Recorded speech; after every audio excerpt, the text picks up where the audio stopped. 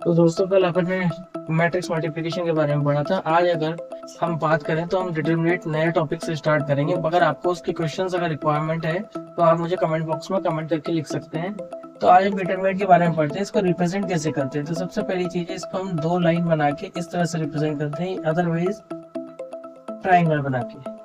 ये दोनों ही फॉर्मेट हमको डिटरमिनेट के बारे में बताते हैं। डिटरमिनेट को समझने के लिए सबसे पहले जरूरी चीज है आपको साइन समझ में आनी चाहिए, जो कि कुछ इस तरह से रहते हैं 3x3 ऑर्डर के लिए। ये देखिए, ये डायगोनल जो है आपका ये प्लस रहेगा हमेशा, और इधर का भी डायगोनल हमेशा प्लस रहेगा। बट जो इसके आसपास है, ये कुछ काली पतली की तरह निशान होते हैं, ये हमेशा नेगेटिव रहेंगे। ये आपको याद रखना है 3/3 के लिए। सिमिलरली अगर मैं 2+2 की बात करूं तो ये प्लस माइनस और ये माइनस प्लस, यानी डायगोनल प्लस और डायगोनल माइनस। ये नहीं कि आप ये माइनस माइनस और ये प्लस प्लस कर दें, ये गलत है। इस तरह से कभी नहीं हो सकता। ये आपको ध्यान रखना है, हमेशा प्लस प्लस एक साइड, फर्स्ट साइड हमेशा प्लस रहेगी और सेकंड में जो आपको माइनस माइनस रहेगा। अब देखिए, आप मान लीजिए कोई आपको मैट्रिक्स दी हुई है और आपको बोला कि इसका डिटरमिनेंट निकालना है। डिटरमिनेंट नहीं भी बोले तो आपको ये इस तरह से लाइन लिख के दे सकता है, जैसे कि 1 3 5 6 2 8 1 6 9। अब बोला आपको से कि इसका डिटरमिनेंट निकालिए। तो देखिए, डिटरमिनेंट निकालना में कोई बड़ी बात नहीं है, बहुत आसान है और सबको आसानी से आ जाता है। तो देखिए, सबसे पहली चीज आपको इस चीज को पकड़ना है, फर्स्ट रो। आप लेने को तो कोई सी भी एक रो उठा सकते हैं, मगर हम हमेशा फर्स्ट रो को ही उठाते हैं। फर्स्ट रो का पहला साइन क्या है आपको दिख रहा है, फर्स्ट प्लस। आप मेंबर देखिए यहाँ पे क्या था इसमें। अब आप क्या करें कि दो पेंसिल दो पेन लेके अब जो हम पकड़ रहे हैं फर्स्ट रो फर्स्ट कॉलम, तो आप इसको ढक दें। अब बचा हुआ क्या है वो नीचे लिख दें, 2x2 का जो बचा हुआ है उस मैट्रिक्स फॉर्मेट को आप लिखें। फिर साइन किसका है आपका, माइनस। मेंबर क्या है यहाँ पे 3। अब वापस से आप इसको ढक दीजिए। देखिए, ढकेंगे तो गलती नहीं होगी, जाहिर सी बात है। जो शॉर्ट ट्रिक है वो यही है। अब आगे आप वापस चले, प्लस। मेंबर क्या है आपका 5, तो पहले 5 लिखेंगे, उसके बाद आप मैट्रिक्स फॉर्मेट का डिटरमिनेंट ले। अब इसे और इसे ढक दीजिए, तो बचा क्या 6 2 1 6। मैं आपको कंफ्यूज नहीं करूंगा, सिंपल सा तरीका है, बिल्कुल इजी वे में आप निकाल सकते हैं। अब आपने शुरू से पढ़ा क्रॉस मल्टीप्लाई होता है, तो पहला डायगोनल ये है, तो 2 × 9 कितना होता है 18। बीच में फॉर्मूले का माइनस लगेगा हमेशा, -48। फिर -3, 6 × 9 आपको पता है 54 और माइनस का 8, प्लस 5 6 × 6 36, माइनस और 2 × 1 2। अब आपको कुछ नहीं करना है, तो आगे सॉल्व करना है। 48 ये हो गया माइनस का 30, इधर आप लेस करेंगे तो ये -3 और ये आपका हो गया 46, इधर 5 और इधर ये हो गया 34। बस अब मल्टीप्लाई कर दीजिए, -30 ये हो गया 138, तो ये आपका हो गया 160।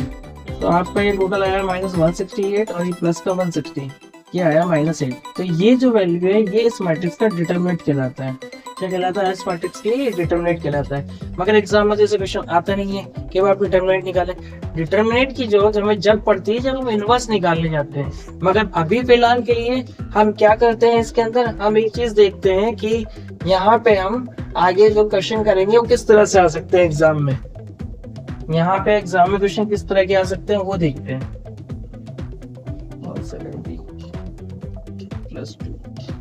हटा देना तो ये अपन देखते हैं एग्जाम में जो बेस क्वेश्चन आ सकते हैं वो इस तरह के, किस तरह के क्वेश्चन आ सकते हैं, उस क्वेश्चन को हम सॉल्व करना सीखते हैं। इस पे बेस जो होता है इंटरमीडिएट बेस पे, वो होता है आपका क्रेमर रूल।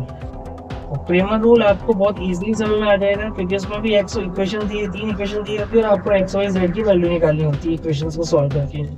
तो देखिए, आप इसको इस क्वेश्चन को अपन कंटिन्यू करते हैं। इसमें एक क्वेश्चन करके बता रहा हूँ मैं आपको, ताकि आपको एग्जाम में दिक्कत नहीं आए। तो देखिए, वो इक्वेशन दी हुई है आपको, इसको हटा देते हैं अपन। हम इस पे बेस डिटरमिनेंट के बेस पे क्रेमर रूल से कैसे सॉल्व करते हैं। हमसे कहा गया है solve the linear equation by Cramer rule, यानी मुझे एक्स वाई जेड की वैल्यू निकालनी है। ये 3 इक्वेशन दी हुई है और आप जानते हैं 3 वेरिएबल है, आप सॉल्व करके भी निकाल सकते हो तो इक्वेशन रिप्लेसमेंट से, मगर इसको आप केवल मैट्रिक्स से सॉल्व करना है। तो अपन इसको क्रेमर रूल में काम में लेते हैं। तो सबसे पहली चीज आपको पता करना है यहाँ पे एक्स, और आपको यहाँ लिखना है y, और इसके बाद आपको लिखना है z। नीचे क्या करना है मैं आपको बता रहा हूँ, डिटरमिनेंट बनाना है आपको। और ये लिखना है 1। तो डिटरमिनेंट का जो साइज रहेगा वो 3/3 रहेगा ऑर्डर में। ये ऑर्डर तो आपको यही रहेगा डिटरमिनेंट निकालने के लिए। मगर इसमें करना क्या है ये देखिए, x अगर आपने लिखा है तो x का कोई भी नंबर मेंबर्स इसमें नहीं आएगा। x की जगह में रिप्लेस करना है 6, 4, 11। इसी तरह से यहाँ y लिखा है तो y की जगह पे जो भी कोफिशिएंट है उसकी जगह 6, 4, 11। इसी तरह से z लिखा है वहाँ भी इसकी कोफिशिएंट की जगह 6, 4, 11 लिख देंगे। बाकी अब आपको ओरिजिनल वैल्यू लेनी है, जो कि यहाँ पे दिख रहा है आपको। y के पीछे क्या है 1, इस y के पीछे क्या है 2, इस y के पीछे क्या है 1, इस z के पीछे क्या है 1, इस z के पीछे क्या है -1 और इस z के पीछे क्या है 2। तो देखिए ये हमने डिटरमिनेंट के लिए इसको पहले फिल करा, वो x को रिप्लेस करके वैल्यू को। इसी तरह से y को हम भूल चुके हैं, y की जगह पे हमने वैल्यू को इक्वल टू उस वैल्यू को पुट कर दिया। और अब हम आते हैं x की जगह पर, ओरिजिनल वैल्यू क्या है 133। और आपको आराम से समझ में आ रहा होगा क्योंकि हमने इसको समझ भी लिया है। ये 1 -1 और 2, फिर वापस आइए 1 1 3 2 3 1। इसी तरह से इसके अंदर अब आप सोचेंगे 1 में क्या आएगा। भाई 1 तो ये है आपका, आपको x y z के डायरेक्ट कोएफिशिएंट लिख देना है यहाँ पर 1 1 1 3 2 -1 3 1 और 2। इससे आपको अगले स्टेप में डेल्टा 1, डेल्टा 2, डेल्टा 3 और डेल्टा 4 अज्यूम कर लेंगे। अब आपको पहले डेल्टा 1 का कोएफिशिएंट सॉल्व करना है, मतलब कि आपको डिटरमिनेंट निकालना है डेल्टा 1 का। तो इसमें आ गया ये 6। पहला से आपको पता है डिटरमिनेंट में क्या रखा था हमने, याद करिएगा वापस से प्लस माइनस प्लस को हम फॉलो करेंगे किसी को भी। +6 हमने इससे और इसे ढका तो क्या बचा है यहाँ पे 2 1 -1 2। सिमिलरली अगला साइन माइनस का है और यहाँ पे मेंबर है 1। फिर इससे इसे ढकिए, क्या बचा आपका 4 11 -1 और 2। फिर वापस इसे से ढकिए तो क्या बचा आपका प्लस साइन 1 था और ये था 4 2 11 1। अब आपको कुछ नहीं करना है, इसको सॉल्व करना है। तो देखिए सॉल्व करने के लिए क्या करना है, क्रॉस मल्टीप्लाई 4, ये 1 × -1। देखिए यहाँ पे सबसे ज्यादा बच्चा गलती करता है।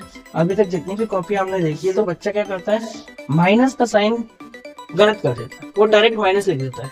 अब क्या होता है, जो समझदार है वो तो एक्सपर्ट होता है, वो समझता है, मैथ्स वाला जो प्रैक्टिस कर रहा है वो डायरेक्ट कर देता है। मगर आपको जो चीज फॉलो करनी है हमेशा ब्रैकेट लगाना है, इससे मिस्टेक नहीं होती और आपको चेक करने की जरूरत भी कम पड़ेगी। इसी तरह से 4 2 8 माइनस माइनस। अब अगले वाले में 4 -22। चलिए 6 × 5 -1 × +9, ये माइनस का 20 18।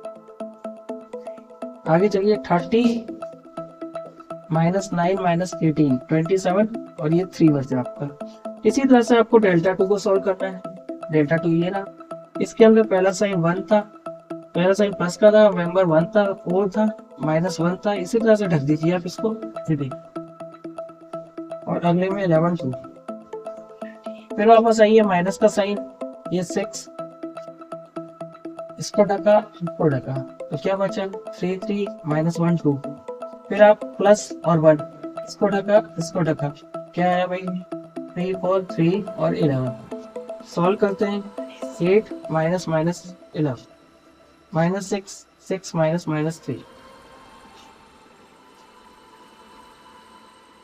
फिर +1 33 -12। ये आया आपका 19, ये आया आपका 54 और ये आपका आया 21। तो आपको इसे सॉल्व करना है। तो देखिए यहाँ पे इसका टोटल करेंगे तो अपने पास आता है 30 40 माइनस, अगर आप कर रहे हैं 54, एक बार फिर से चेक कर लीजिएगा, 8 -1 19 हो जाएगा। आपने 6 लिया है इधर, तो ये हो गया 3 2 6 6 -3 + 9 9 6 54।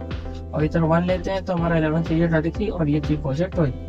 तो देखिए इधर ये आया 19, इधर आया 9 6 3 9 9 6 54 और ये आपका है 21। देखिए 21 और इसको अपन ऐड करते तो 40 में सही गया तो कितना बचा -4। ठीक है, अब आगे देखिए यहाँ पर कंटिन्यू करते हैं इसको। ये आ गया आपका डेल्टा 2। अब हम निकालेंगे डेल्टा 3, इसको यहीं छोड़ दीजिए, आगे कंटिन्यू करते हैं डेल्टा 3। पहले आप साइन लगा लीजिए, पहला मेंबर प्लस का 1, फिर -1, फिर +6। अब आप ढकिए ये और ये ढका, तो 2 4 1 और 11। फिर इसे ढका और इसे ढका, 3 3 4 11, फिर इसे ढका और इसे ढका, 3 2 3 1। अब आपको कुछ नहीं करना, सॉल्व करने के लिए मल्टीप्लाई क्रॉस,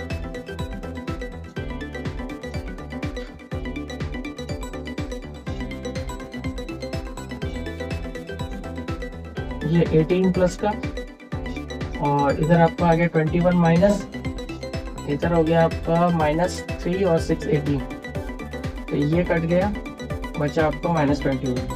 अब आपको डेल्टा 4 निकालना है। डेल्टा 4 में देखिए तीनों प्लस है 1 में, मगर हमारा साइन जो आता है पहला प्लस, फिर माइनस और फिर प्लस, ये हमने कंप्लीट करा है यहाँ पर। अब आगे चलिए हम देखते हैं इसको और इसको ढक देते हैं, तो बचा क्या आपके पास 2 1 1 2, फिर वापस आते हैं तो आपके पास 3 3 -1 2, फिर 3 2 3 1। इसको अगर आप सॉल्व करने जाते हैं तो ये आएगा 4 -1 -1 6 -3। अब आगे चलिए 3 6, ये आया आपका 5, ये आया आपका -9 और ये आया आपका -3, तो यहाँ कितना बचा -7। अब आपको कुछ नहीं करना, ये सब निकल चुका है। इस डेल्टा 1 का सॉल्यूशन डालिए यहाँ पे, x अपॉन इसकी वैल्यू कितनी आई थी आपकी -7, तो यहाँ रख दीजिए x अपॉन -7। इसी तरह से y यहाँ पे माइनस का 14 और z के नीचे आपको -21 और 1 के नीचे -7। अब आपको क्या करना है, कपलिंग करनी है, जोड़े बनाने हैं। जोड़े मतलब ये नहीं अपने गर्लफ्रेंड बॉयफ्रेंड के, यहाँ पे आपको x को लेना है और सिंगल जो बिना कोएफिशिएंट में लिखा था मल्टीपल उसके साथ लेना है, यहाँ क्रॉस मल्टीप्लाई कर देंगे, इसको यहाँ ले आएंगे तो -7 और -7 कट के कितना है x की वैल्यू 1। y का भी इसी तरह से आप निकाल सकते हैं, z का भी इसी तरह से निकाल सकते हैं। तो देखिए x y z हमने निकाल लिए हैं, ये बिना हमने इक्वेशंस को सॉल्व करे मैट्रिक्स मेथड से निकाल लिए, तो ये क्रेमर रूल कहता है और इसका इक्वेशन बन सकता है। तो आपको जाहिर सी बात है कि आना चाहिए, आप इसके और क्वेश्चन को प्रैक्टिस करें। आशा करता हूँ कि आपको ये टॉपिक समझ में आ गया होगा। अब हम नेक्स्ट वीडियो में इनवर्स मेथड के बारे में समझेंगे। अब ये इनवर्स मेथड क्या है हम नेक्स्ट वीडियो में देखेंगे, इसको कंटिन्यू करेंगे अगले में। तो अभी तक के इतना, अगर आपको कोई प्रॉब्लम हो तो आप कमेंट बॉक्स में जाके कमेंट कर सकते हैं।